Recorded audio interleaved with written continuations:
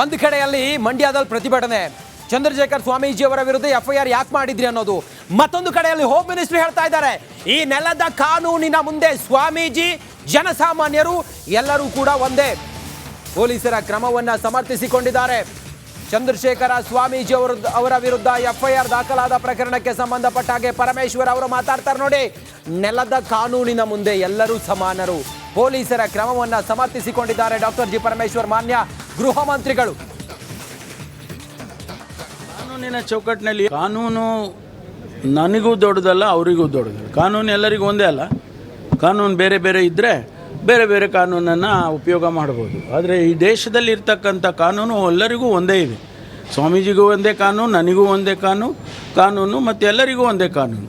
ಕಾನೂನಿನ ಚೌಕಟ್ಟಿನಲ್ಲಿ ಏನು ಕೆಲಸ ಮಾಡಬೇಕೋ ಇಲಾಖೆಯವರು ಅದನ್ನು ಮಾಡ್ತಾರೆ ಅಷ್ಟೇ. ಆದರೆ ಪೊಲೀಸ್ ನೋಟಿಸ್ ಕೊಟ್ಟಿದ್ದಾರೆ ಅವರನ್ನು ಅರೆಸ್ಟ್ ಮಾಡುವಂತ. ಅದು ನೋಡೋಣ, ಪ್ರೊಸೀಜರ್ ಅವ್ರು ಪೊಲೀಸ್ನವ್ರು ಮಾಡ್ಕೊಳ್ತಾರೆ. ಕಾನೂನು ನನಗೂ ದೊಡ್ಡದಲ್ಲ, ಅವರಿಗೂ ದೊಡ್ಡದಲ್ಲ. ಕಾನೂನು ಎಲ್ಲರಿಗೂ ಒಂದೇ ಅಲ್ಲ. ಕಾನೂನು ಬೇರೆ ಬೇರೆ ಇದ್ದರೆ ಬೇರೆ ಬೇರೆ ಕಾನೂನನ್ನು ಉಪಯೋಗ ಮಾಡ್ಬೋದು. ಅನುಭವ ಮಂಟಪದ ವಿವಾದ ಮತ್ತೆ ಮುನ್ನೆಲೆಗೆ ಬಂದಿದೆ. ಮೂಲ ಸ್ಥಳದಲ್ಲಿ ಅನುಭವ ಮಂಟಪಕ್ಕಾಗಿ ಈಗ ಸ್ವಾಮೀಜಿಗಳು ಹೋರಾಟಕ್ಕಿಳಿದಿದ್ದಾರೆ. ಅನುಭವ ಮಂಟಪದ ವಿವಾದ ಈಗ ಮತ್ತೆ ಚರ್ಚೆಗೆ ಬಂದಿದೆ, ಮತ್ತೆ ಮುನ್ನೆಲೆಗೆ ಬಂದಿದೆ. ನೋಡಿ, ಮೂಲ ಸ್ಥಳದಲ್ಲಿ, ಮೂಲ ಜಾಗದಲ್ಲಿ ಅನುಭವ ಮಂಟಪಕ್ಕಾಗಿ ಈಗ ಸ್ವಾಮೀಜಿಗಳು ಹೋರಾಟಕ್ಕೆ ಮುಂದಾಗಿದ್ದಾರೆ. ಫಿರ್ಪಾಷಾ ಬಂಗ್ಲಾವೆ ಮೂಲಕ ಅನುಭವ ಮಂಟಪ, ಫಿರ್ಪಾಷಾ ಬಂಗ್ಲಾವನ್ನ ಸರ್ಕಾರ ವಶಕ್ಕೆ ಪಡೆಯಬೇಕು, ಆ ಜಾಗವನ್ನ ಹಿಂದೂಗಳಿಗೆ ವಾಪಸ್ ಕೊಡಬೇಕು. ಕಾಂಗ್ರೆಸ್ ಸರ್ಕಾರಕ್ಕೆ ಮಠಾಧೀಶರು ಆಗ್ರಹ ಮಾಡ್ತಾ ಇದ್ದಾರೆ. ಅನುಭವ ಮಂಟಪದ ವಿವಾದ, ಮೂಲ ಅನುಭವ ಮಂಟಪಕ್ಕಾಗಿ ಸ್ವಾಮೀಜಿಗಳು ಈಗ ಹೋರಾಟಕ್ಕೆ ಹೊರಟಿದ್ದಾರೆ, ಹೋರಾಟಕ್ಕೆ ಮುಂದಾಗಿದ್ದಾರೆ. ಫಿರ್ಪಾಷಾ ಬಂಗ್ಲಾ ಅದು ಅನುಭವ ಮಂಟಪದ ಜಾಗ, ಅದನ್ನು ಸರ್ಕಾರ ವಶಕ್ಕೆ ಪಡೆಯಬೇಕು, ಮತ್ತೆ ಆ ಸ್ಥಳದಲ್ಲಿ ಅನುಭವ ಮಂಟಪ ನಿರ್ಮಾಣ ಆಗಬೇಕು ಅನ್ನೋದು ಈಗ ಒತ್ತಾಯ ಆಗಿದೆ. ಅನುಭವ ಮಂಟಪದ ವಿವಾದ ಇದು ಮತ್ತೆ ಮುನ್ನೆಲೆಗೆ ಬಂದಿದೆ. ಸ್ವಾಮೀಜಿಗಳು ಹೋರಾಟಕ್ಕೆ ಕರೆ ಕೊಟ್ಟಿದ್ದಾರೆ. 12ನೇ ಶತಮಾನದಲ್ಲಿ ಸಮಾನತೆಗಾಗಿ ಕ್ರಾಂತಿಯನ್ನು ನಡೆದ ಬಸವಣ್ಣನವರ ಕರ್ಮಭೂಮಿಯಲ್ಲಿದ್ದಂಥ ವಿಶ್ವದ ಪ್ರಥಮ ಪಾರ್ಲಿಮೆಂಟ್ ಏನಂತ ಹೇಳ್ತಾರೆ. ಮೂಲ ಅನುಭವ ಮಂಟಪ ಮೇಲೆ ಕೂಡ ಇವತ್ತು ಎಲ್ಲ ಒಂದು ಕಡೆ ವಕ್ಫ್ ಕಣ್ ಬಿದ್ದ ಅಂತ ಹೇಳ್ಬೋದು. ವಕ್ಫ್ ದರ್ಬಾರಕ, ವಕ್ಫ್ ಅವಾಂತರಕ ಇವತ್ತು ಇಡೀ ರಾಜ್ಯಾದ್ಯಂತ ಸಾಕಷ್ಟು ಆಕ್ರೋಶನ ವ್ಯಕ್ತ ಆಗ್ಲತ್ತದ. ಅಣ್ಣ ಬಸವಣ್ಣವರ ಮೂಲ ಅನುಭವ ಮಂಟಪ ಈಗಾಗಲೇ ಪೀರ್ಪಾಷಾ ದರ್ಗಾ ಅಂತ ಹೇಳ್ತಾರೆ, ಅದು ಕೂಡ ವಕ್ಫ್ ಬೋರ್ಡಿಗೆ ಸೇರಿದೆ ಅಂಥೇಳಿ ಗುರುಗಳು ಹೇಳ್ತಾ ಇದ್ದಾರೆ. ಪೂಜ್ಯ ಶ್ರೀ ರಾಜೇಶ್ವರ ಶಿವಾಚಾರ್ಯ ನಮ್ಮ ಜೊತೆ ಇದ್ದಾರೆ. ಏನು ಗುರುಗಳೇ, ಬಸವಣ್ಣನವರ ಮೊದಲನೇನಂದ್ರೆ ವಿಶ್ವದ ಪ್ರಥಮ ಸಂಸತ್ ಭವನ ಅದು ಕೂಡ ಬಿಡ್ತಾ ಇಲ್ಲಲ್ಲ ವಕ್ಫು, ಏನು ಹೇಳ್ತೀರಿ? ಇಡೀ ದೇಶದಾದ್ಯಂತ ಇದೊಂದು ವಿಚಿತ್ರವಾಗಿರ್ತಕ್ಕಂಥ ವ್ಯವಸ್ಥೆಯಲ್ಲಿ ವಿಶೇಷವಾಗಿ ಕರ್ನಾಟಕಕ್ಕೆ ಭಾಳ ಹಬ್ಬ ಆದಂಗಾಗಿದೆ ವಕ್ಫ್ನವರಿಗೆ. ಯಾರ್ದು ರೈತರ ಹೊಲದಲ್ಲಿ ಒಂದು ಮಜಾರಿದೆ ಅಥವಾ ಒಂದು ತುರಬತ್ತಿದೆ ಅಥವಾ ಯಾವುದಾದ್ರೂ ಒಂದು ಅಲ್ಲಿ ವ್ಯವಸ್ಥೆ ಇದ್ದಿದ್ದರೆ ಅದನ್ನು ವಕ್ತದೆ ಅಂತ ಹೇಳ್ಕೊಳ್ತಾರೆ.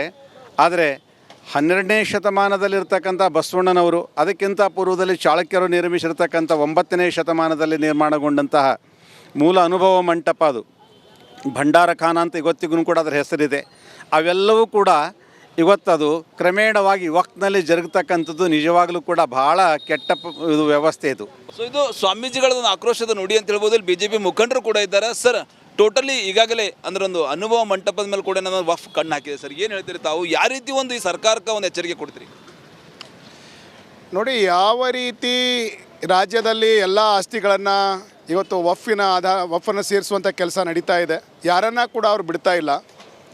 ಇವತ್ತು 12ನೇ ಶತಮಾನದಲ್ಲಿ ಅಣ್ಣ ಬಸವಣ್ಣನವರು ಯಾವ ಅನುಭವ ಮಂಟಪ, ದೇಶದ ಪ್ರಧಾನಮಂತ್ರಿಗಳು ಅನೇಕ ಬಾರಿ ಹೇಳಿದ್ದಾರೆ, ದೇಶ ಕಾ ಪಹಲಾ ಪಾರ್ಲಿಮೆಂಟ್ ಅಂತೇಳಿ, ಅದನ್ನು ಕೂಡ ವಕ್ಫ್ ಮಾಡುವಂಥ ಏನು ಕೆಲಸ ಆಗಿದೆ.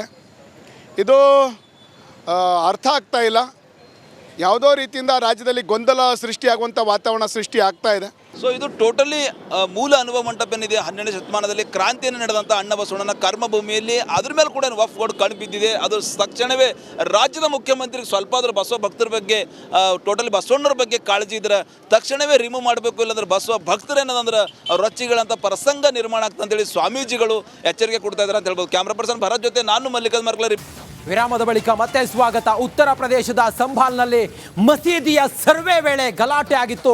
ಪೊಲೀಸರ ಮೇಲೆ ಕಿಡಿಗೇಡಿಗಳು ಕಲ್ಲು ತೂರಾಟವನ್ನು ಮಾಡಿದ್ರು. ಈಗ ರಾಜ್ಯದ ಕೋಮು ಸೂಕ್ಷ್ಮ ಪ್ರದೇಶ ಕರಾವಳಿಯಲ್ಲಿ ಇಂಥದ್ದೇ ಕೂಗು ಕೇಳಿ ಬಂದಿದೆ. ಈ ಕುರಿತಾಗಿ ಒಂದು ಸಂಕ್ಷಿಪ್ತ ವರದಿ ಇದೆ, ನೋಡೋಣ ಬನ್ನಿ.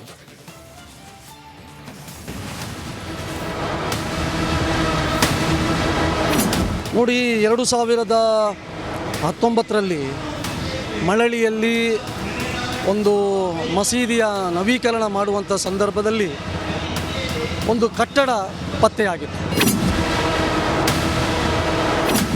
ನಾವು ಅದನ್ನು ಪ್ರಶ್ನೆ ಮಾಡಿ ಕೋರ್ಟಿಗೆ ಹೋಗಿದ್ದರು. ಕೋರ್ಟು ಅದಕ್ಕೆ ಸ್ಟೇ ಆರ್ಡ್ರನ್ನು ಕೂಡ ಕೊಟ್ಟು, ಯಾವುದಕ್ಕೆ ಮಸೀದಿಯನ್ನು ನವೀಕರಣ ಮಾಡಬಾರ್ದು. ಕಳೆದ 2 ವರ್ಷಗಳಿಂದ ಅದು ಈಗ ಅಲ್ಲಿ ಕೋರ್ಟಲ್ಲಿದೆ. ಉತ್ತರ ಪ್ರದೇಶದಲ್ಲಿರುವಂಥ ವಾತಾವರಣ ಇವತ್ತು ಮಳಲಿಯಲ್ಲೂ ಕೂಡ ಆಗಬಹುದು. ಅದಕ್ಕೋಸ್ಕರ ನಾವು ಅದಕ್ಕೂ ತಯಾರಾಗಿದ್ದೇವೆ. ಮಳಲಿ ಮಸೀದಿ ನವೀಕರಣ ಟೈಮಲ್ಲಿ ಕಟ್ಟಡ ಗೋಚರ, ಸರ್ವೆ ನಡೆಸುವಂತೆ ಕೋರ್ಟ್ಗೆ ವಿಎಚ್ಪಿ ಅರ್ಜಿ. ಬೃಹತ್ತಾದಂಥ ಒಂದು ದೊಡ್ಡ ಪ್ರತಿಭಟನೆ ಮುಂದಿನ ವಾರ ಇಡೀ ಕರ್ನಾಟಕದಲ್ಲಿ ಆಗ್ಲಿಕ್ಕಿದೆ. ಉತ್ತರ ಪ್ರದೇಶದ ಸಾಂಬಲ್ ನಗರದಲ್ಲಿ ಮಸೀದಿ ಸರ್ವೆ ವೇಳೆ ಹಿಂಸಾಚಾರ ನಡೆದಿತ್ತು. ಪೊಲೀಸರ ಮೇಲೆ ಕೆಲ ಕಿಡಿಗೇಡಿಗಳು ಕಲ್ಲು ತೂರಾಟ ನಡೆಸಿದ್ರು. ಈ ನಡುವೆಯೇ ಕರಾವಳಿ ಜಿಲ್ಲೆ ಮಂಗಳೂರಿನಲ್ಲೂ ಮತ್ತೊಂದು ವಿವಾದ ಮುನ್ನೆಲೆಗೆ ಬಂದಿದೆ. ಮಳಲಿ ಮಸೀದಿ ಜಾಗ ಸರ್ವೆ ನಡೆಸುವಂತೆ ಹಿಂದೂಪರ ಸಂಘಟನೆಗಳು ಆಗ್ರಹಿಸುತ್ತಿವೆ. ಇವತ್ತು ನಮ್ಮ ದೇಶ, ನಮ್ಮ ರಾಜ್ಯ, ನಮ್ಮ ಪರಿಸ್ಥಿತಿಯನ್ನ ಪ್ರತಿಯೊಬ್ಬ ಹಿಂದೂ ಯೋಚನೆ ಮಾಡಬೇಕಾದಂಥ ಒಂದು ದುರಂತ ಈ ಭಾಗದಲ್ಲಿ ಆಗ್ತಾ ಇದೆ. ನಾವು ಕೂಡ ಕೋರ್ಟಲ್ಲಿ ಅದನ್ನು ಸರ್ವೆ ಮಾಡಬೇಕು ಎಂಬ ದೃಷ್ಟಿಯಲ್ಲಿ ಅರ್ಜಿಯನ್ನು ಹಾಕಿದ್ದೇವೆ. ಅರ್ಜಿ ಇವತ್ತು ಕೋರ್ಟಲ್ಲಿ ವಾದ ವಿವಾದ ನಡೀತಾ ಇದೆ. ಹಾಗಾಗಿ ಮುಂದಿನ ತಿಂಗಳು ಬಹುಶಃ ಕೋರ್ಟಲ್ಲಿ ಸರ್ವೆ ಮಾಡಬಹುದು ಎಂಬಂಥ ಆದೇಶವೂ ಬರ್ಬೋದು. ಉತ್ತರ ಪ್ರದೇಶದ ವಾತಾವರಣ ಮಳಲಿಯಲ್ಲೂ ಆಗಬಹುದು. ತಾಂಬೂಲ ಪ್ರಶ್ನೆಯಲ್ಲಿ ನೋಡಿದಾಗ ಅದು ಶಿವನ ದೇವಸ್ಥಾನ ಅಂತ ಗೊತ್ತಾಗಿದೆ, ಅದು ಹಿಂದೂಗಳದ್ದು. ಕಾನೂನಿನ ರೀತಿಯಲ್ಲೂ ನಾವು ಹೋರಾಟಕ್ಕೆ ತಯಾರಿದ್ದೇವೆ ಅಂತಾರೆ ವಿಎಚ್ಪಿ ಮುಖಂಡ ಶರಣ್ ಪಂಪ್ವೆಲ್. ಅಲ್ಲಿ ನಾವು ತಾಂಬೂಲ ಪ್ರಶ್ನೆಯಲ್ಲಿ ನೋಡಿದಾಗಲೂ ಅದು ಹಿಂದೂ ದೇವಸ್ಥಾನ ಮತ್ತು ಶಿವನ ದೇವಸ್ಥಾನ ಅಂತೇಳಿ ಸ್ಪಷ್ಟವಾಗಿ ಅಲ್ಲಿ ಬಂದಿದೆ. ಹಾಗಾಗಿ ಅದು ಹಿಂದೂಗಳದ್ದು, ಅದು ಹಿಂದೂಗಳಿಗೆ ಬಿಟ್ಟುಕೊಡಬೇಕು. ಅವರು ಸಹಜವಾಗಿ ಅದನ್ನು ಬಿಟ್ಟುಕೊಟ್ರೆ ಒಳ್ಳೆಯದು. ನಾವು ಕಾನೂನಿನ ರೀತಿ ನಾವು ಹೋರಾಟ ಮಾಡಬೇಕಂದ್ರೆ ನಾವು ಕಾನೂನು ರೀತಿಯಲ್ಲಿ ಹೋರಾಟ ಮಾಡಲಿಕ್ಕೆ ತಯಾರಿದ್ದೀವಿ. ಸಾವಿರಾರು ವರ್ಷಗಳ ಹಿಂದೆ ಶಿವನ ದೇವಾಲಯ ಮಳಲಿಯಲ್ಲಿ ಇತ್ತು ಅಂತ ಗೊತ್ತಾಗಿದೆ. 100ಕ್ಕೂ 100 ಅದು ದೇವಸ್ಥಾನ. ಹೀಗಾಗಿ ದೇವಸ್ಥಾನ ಕೇಳುವುದು ಹಿಂದೂಗಳ ಕರ್ತವ್ಯ ಅಂತ ವಿಎಚ್ಪಿ ಮುಖಂಡ ಶರಣ್ ಪಂಪೇಲ್ ಹೇಳುತ್ತಾರೆ.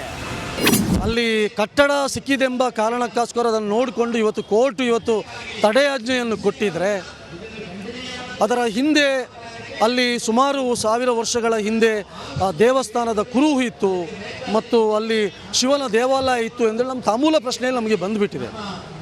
ಹಾಗಾಗಿ 100ಕ್ಕೆ 100 ಅದೊಂದು ದೇವಸ್ಥಾನ. ಕೋರ್ಟಲ್ಲಿ ವಾದ ಪ್ರತಿವಾದ ನಡೆಯುತ್ತಿದೆ.